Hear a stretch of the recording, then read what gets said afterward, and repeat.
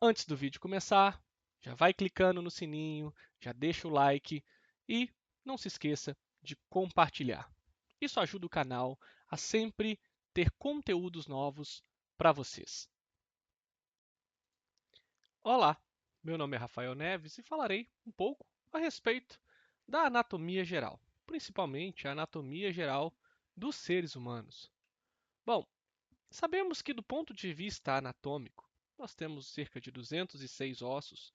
Nós temos cerca de 600, 609 músculos, variando um pouco não só o quanti, mas o qualitativamente com relação ao sexo, se masculino ou feminino, e que a posição anatômica mostra que há entre nós, indivíduos humanos, e no nosso próprio organismo, algumas pequenas variações nas estruturas dos ossos. Podemos perceber, então, que as nossas mãos são um pouco maiores ou menores do que a nossa outra mão. Os pés, as mesmas características são observadas. O nosso crescimento ele não se dá de forma homogênea. O nosso corpo irá crescer e se desenvolver, mas não no mesmo ritmo em todas as partes. A esse conjunto de pequenas variações perceptíveis chamamos de variações anatômicas, que são as diferenças morfológicas entre os elementos que compõem um grupo. Membro superior, por exemplo, membro inferior, as quais podem apresentar-se externamente ou em quaisquer dos sistemas do organismo sem dano funcional para o indivíduo. Logo, essa variação anatômica é a diferença na estrutura e não na função. Alguns fatores que podem levar a essas variações anatômicas é a idade. Quanto mais velho, diferente de quando mais novo.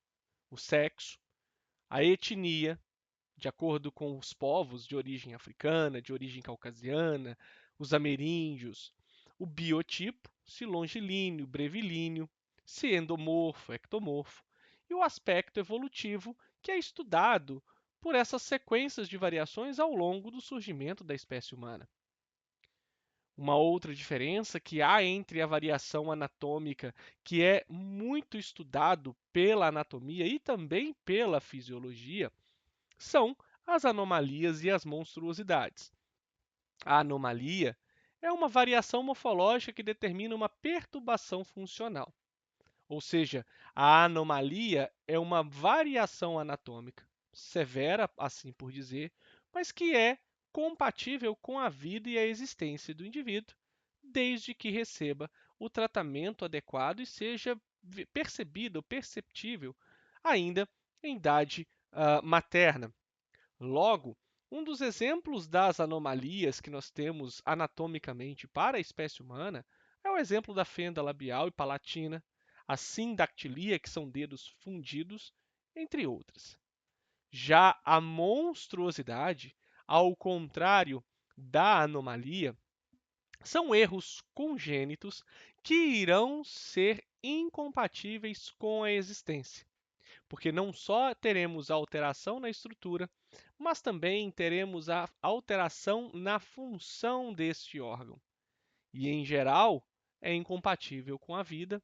E um exemplo que esteve em pauta ainda na primeira década do século XXI e ainda perdurou um pouco para a segunda década, foi a questão da anencefalia ou crianças anencéfalas provocadas pela exposição a um vírus transmitida pela picada da fêmea de um inseto, o Aedes aegypti, que é o Zika vírus. Além do Zika vírus, outras malformações congênitas podem impedir o desenvolvimento da estrutura cerebral, ou seja, do encéfalo, fazendo com que essa criança nasça anencéfala. Muito obrigado.